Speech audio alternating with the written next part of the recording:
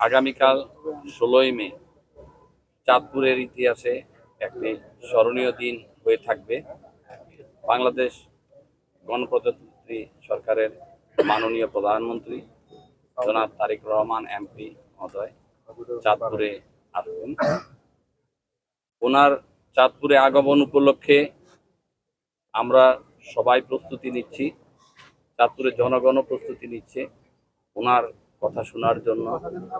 উনি প্রথমে শাহরাস্তি উপজেলার যে খদ্দখাল আছে, সেই খদ্দখালের পুনঃখননের উদ্বোধন করবেন।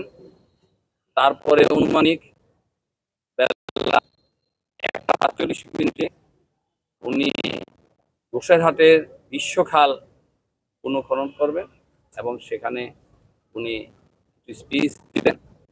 তারপরে 3:30টার সময় চাঁদপুর, এই যেখানে আপনাদের সাথে কথা বলছি, এইখানে উনি ফ্যামিলি কার্ডের উদ্বোধন করবেন এবং চাঁদপুরবাসীর উদ্দেশ্যে উনি ওনার বক্তব্য। আমি আশা করি আপনারা সবাই উপস্থিত থাকবেন এবং ওনার বক্তব্য আপনাদের মাধ্যমে যেন পুরা চাঁদপুরবাসী শুনতে পারে। এবং আমি আপনাদের মাধ্যমে চাঁদপুরবাসীকে বলতে চাই, আপনারা আমাদের এই মিডিয়া কর্মীদের মাধ্যমে আপনারা খবর পাওয়ার সাথে সাথে আপনারা